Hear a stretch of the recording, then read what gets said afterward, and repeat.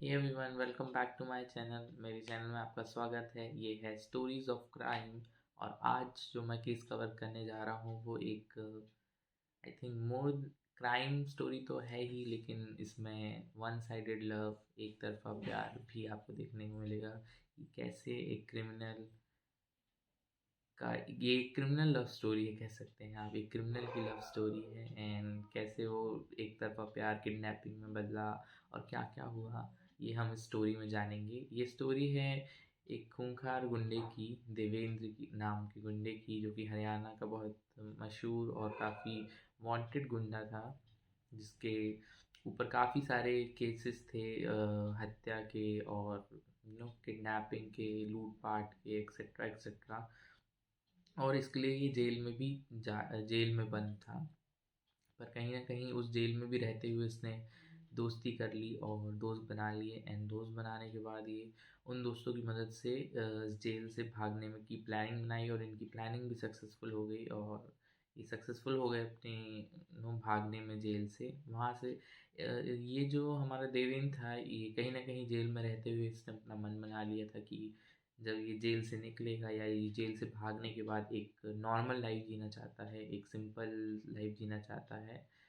और इसका बैकग्राउंड अगर हम जाने तो ये बचपन से ही जब इसने 7th क्लास में था ये, तब इसने शाहरुख खान की डर मूवी देखी थी और उससे ये बहुत इंस्पायर हो गया था, और जिसके कारण आई थिंक ये उस पर्टिकुलर फील्ड में आगे बढ़ गया।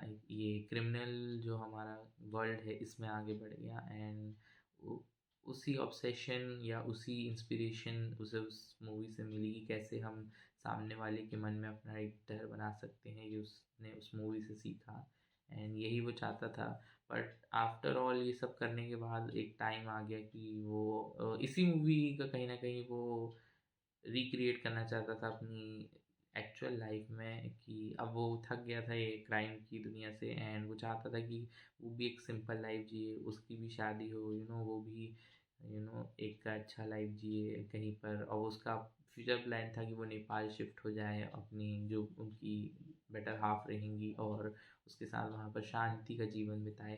पर वो कहते हैं ना कि आपके कर्मों के फल इसी जन्म में मिलते हैं, एंड वही आई थिंक इसके साथ हुआ। ये सोच रहा था कि ये सारे कांड करके और जितना भी इसने आज तक किया है वो सब करके बच जाएगा। पर कहीं ना कहीं योर दैट वी से कर्मा इज डैश, सो ये लाइन ट्रू हो गई इसके केस में। और वही हुआ, ये है जेल से भागा। 2014 या 15 का टाइम था, ये जनवरी का।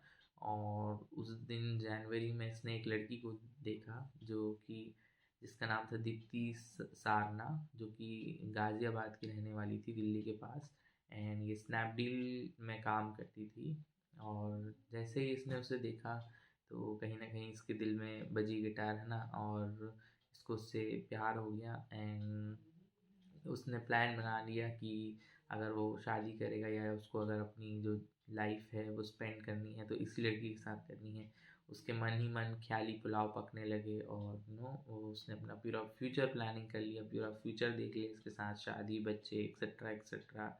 और अभी ऑब्वियस सी बात है कैसे इसे अप्रोच करे या कैसे करे, तो उसने प्लान बनाया। जो उसके दो दोस्त थे जेल से जिसने बनाया था, उसके साथ उनको उसने झूठ बोला। ये उसने बोला कि हम 2 ऑटो लेते हैं और ऑटो में बहुत बेनिफिट है हमें और अच्छी कमाई वगैरह भी होगी।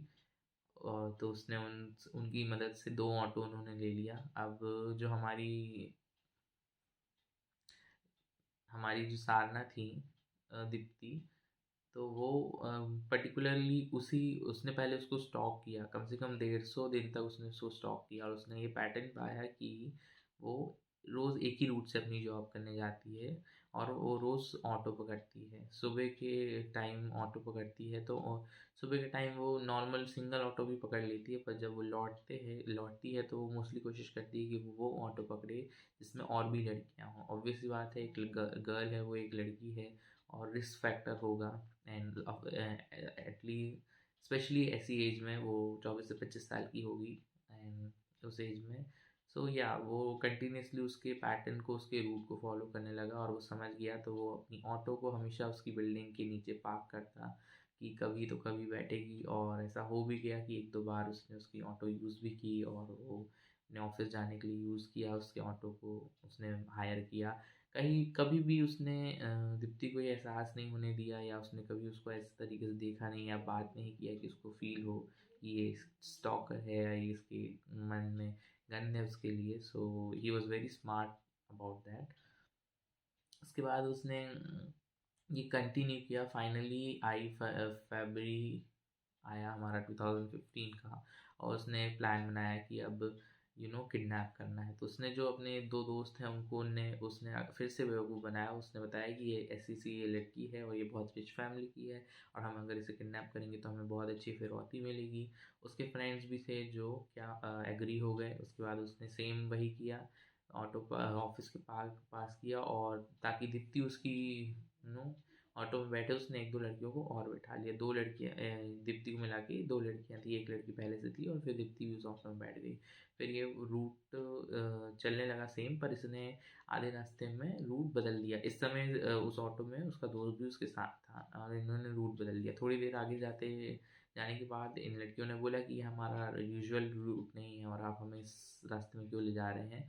पर उनकी बात ना सुनते हुए वो आगे बढ़ाते गया। तो यहाँ दीप्ति वगैरह चिल्लाने भी लगे।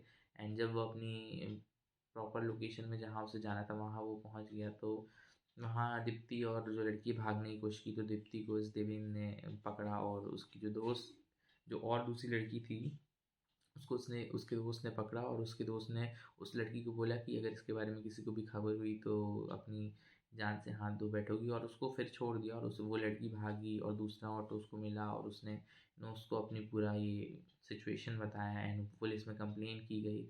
एंड ये लोग जो थे वो दीप्ति को लेके दिल्ली से बाहर जा रहे थे, हरियाणा ले गए इसको, और वहीं हरियाणा में उसको रखा किडनैप करके उतने दिन तक। ये ऑफ कोर्स दूसरे दिन तक जब दीप्ति की कोई खबर नहीं मिली तो उसके पेरेंट्स को भी चिंता हुई, और उन्होंने पुलिस कंप्लेन की, और पुलिस भी सर्च में लग गई थी।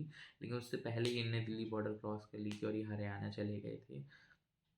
अब उनको नहीं मालूम था कि किसने किडनैप किया है ना। अब यहाँ पर दीप्ति को ले जाया गया और एक कमरे में रखा गया। उसकी आंख वगैरह बंद थी, उसके हाथ पैर बंद थे, तो उसको नहीं मालूम था वो कहाँ है।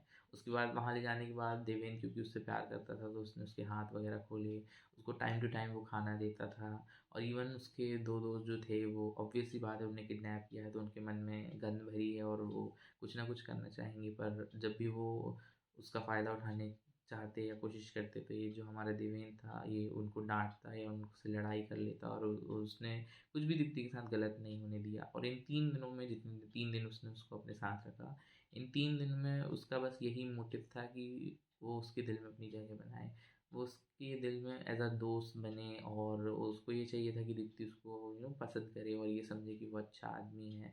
तो वो हमेशा यही बताता कि जो तुम्हारा दीप्ति का एक फ्रेंड था पर शायद love interest, we don't know about it, तो वो उसने उसको नोटिस किया होगा उसके साथ, तो हमेशा वो उसको यही इशारा करता है या यही बताता है कि जो तुम्हारा दोस्त है उसने ही हमें मजबूर किया ये सब करने में, उसने ही हमें पैसे दिए हैं।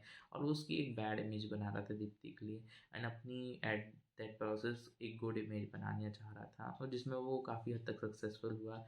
धीरे धीरे दीप्ति को भी ये लगा कि ये मजबूरी में कर रहा है या अपने दोस्तों के प्रेशर में कर रहा है, और ये उसका पूरा ख्याल भी रखता था बाकायदा, उसको किसी चीज़ की प्रॉब्लम नहीं होने देता, और अपने दोस्तों से भी उसको बचाता था। उसके साथ भी कुछ भी फिजिकल एक्टिविटी नहीं होने दी उसने उस पूरे टाइम में। तो कहीं न कहीं उसने भी उसको एक अच्छा आदमी समझा और मजबूर आदमी समझा। एंड फाइनली 3 दिन बाद, क्योंकि अब उसके जो दोस्त थे वो डेस्परेट हो रहे थे, है ना? ऑफ कोर्स उन्होंने किडनैप किया है, और क्योंकि फिरौती का जो देवेन ने बोला था वो फिरौती कॉल भी वो नहीं कर रहा था। कुछ ना कुछ करके वो बातों को घुमा देता, एंड उसका जो एडवांटेज है वो भी नहीं लेने दे रहा था। तो कहीं न कहीं खटक रही थी उसके दोस्तों को ये बातें, एंड वो अब उनको और नहीं रोक पाता, उसे मालूम था। तो उसने दीप्ति को खोला, उसके पूरे हाथ-पैर की जो रस्सियाँ हैं वो खोली, और उसने बोला कि अब मैं और इन्हें नहीं सँभाल पाऊँगा तो तुम्हें यहाँ से भागना होगा। और उसने उसे भगाने की पूरी मदद की, और जितने टाइम मतलब वो उसे स्टेशन तक ले जा रहा था वो यही पूछता रहा कि तुम यहाँ से एक दोस्त ले जा रही हो या दुश्मन? तो दीप्ति ने भी कहा कि मैं एक दोस्त ले जा रही हूँ, क्योंकि वो भी अभी उसे मजबूर और अच्छा इंसान समझने लगी थी। बट ऑब्वियस सी बात है वो ऐसा था नहीं, क्योंकि उसका पास बहुत ही ख़राब रहा है। उसने बहुत सारे कांड किए थे उससे पहले। उसने उसे स्टेशन में बैठाया, दिल्ली की ट्रेन में बैठाया एंड वहाँ से दिल्ली के लिए जो हमारी दीप्ति है वो रवाना हो गई।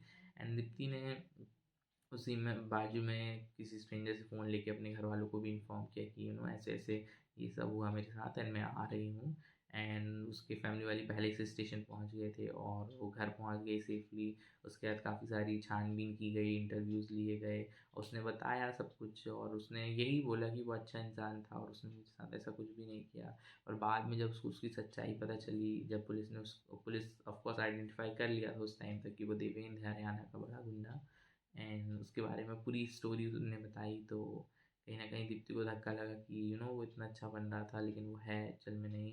एंड ट्रैक करते करते फाइनली दे कॉट हिम, है ना, देवेंद्र को पकड़ा गया। एंड उसके बाद उसको जेल की गई। जब उससे पूछा गया तो उसने भी सेम यही स्टोरी बताई कि कैसे वो सुधरना चाहता था और एक अच्छी लाइफ जीना चाहता था और उससे वो प्यार हो गया था दीप्ति से। तो पुलिस ने उसे समझाया कि भले ही तुम अच्छा बन गए या अच्छा लाइफ में जीना चाहने की कोशिश कर रहे थे लेकिन आपके पुराने कर्म अच्छे नहीं थे और उसके लिए तो आपको सज़ा मिलेगी। तो उसने बोला कि 29 मुकदमे मेरे ऊपर चल ही रहे हैं, एक प्यार वाला भी सही। और वो यही वो जितने भी उसके इंटरव्यू लिए गए तो वो यही बोला कि मैं उसका दोस्त बनना चाहता था और मुझे मालूम है अब वो अपने जीवन में आगे बढ़ जाएगी और मुझे इतना ही जितना मुझे टाइम मिला उतने में ही मैं खुश हूँ और मैं उतना ही चाहता था। और कहीं वो मतलब उसका ट्रू एक तरफा लव था, आई वुड से दैट, है ना। लेकिन कहीं उसके जो पुराने कर्म थे वो उसके आड़े आ गए और उसको जेल भेजी गई जो भी उसने पुराने काम किए थे और वो 1 साल के लिए जेल में बंद था। 1 साल के बाद वो बाहर भी आया बेल में, लेकिन तब तक जो हमारी दीप्ति थी उसने अपना एड्रेस वगैरह ऑब्वियसली बात है चेंज कर लिया क्योंकि उसको डर था कि ऑब्सेसिव लवर उस तक पहुंचना चाहे। So yes, this was a story of one sided love by a criminal and kidnapping of a lady Deepti हमारी, जिसको किडनैप किया। कहीं न कहीं I mean it's a strange story as well कि ये लव स्टोरी है या क्रिमिनल स्टोरी है, समझ आपको भी कन्फ्यूज़न हो रहा होगा कि ये क्या है। पर या कहीं न कहीं हम भूल जाते हैं कि क्रिमिनल है लेकिन उसके अंदर भी वो दिल है और जो नेचुरल चीज़ें होती हैं, अट्रैक्शन एंड ऑल, वो उनके साथ भी होती हैं और कुछ-कुछ सुधरना चाहते हैं लेकिन क्योंकि ऑब्वियस सी बात है अब आप इतने गंदे काम कर लेंगे उसके बाद आप सोचेंगे कि मैं इन सबसे बच जाऊँ, तो ऐसा होता नहीं है। आपको आपके कर्मों की सज़ा यहीं मिलती है एंड देवेंद्र के साथ भी वही हुआ। सो या, दिस वाज़ इट।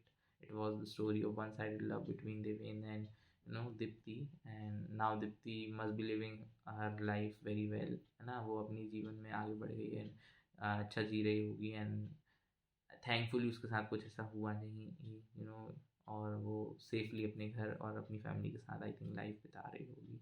सो या, thank you so much for watching. Please like share comment, please do comment and like and subscribe. I mean I really need your support and initial days of my career and truly appreciate your support will be appreciated, है ना। आप अगर support करेंगे तभी मैं आगे बढ़ूंगा और कहीं ना कहीं मैं ये वीडियोस को कंटिन्यू करूंगा और आपके लिए एक नई नई स्टोरियाँ हमेशा लाऊंगा। सो या, thank you for watching, please subscribe share, thank you.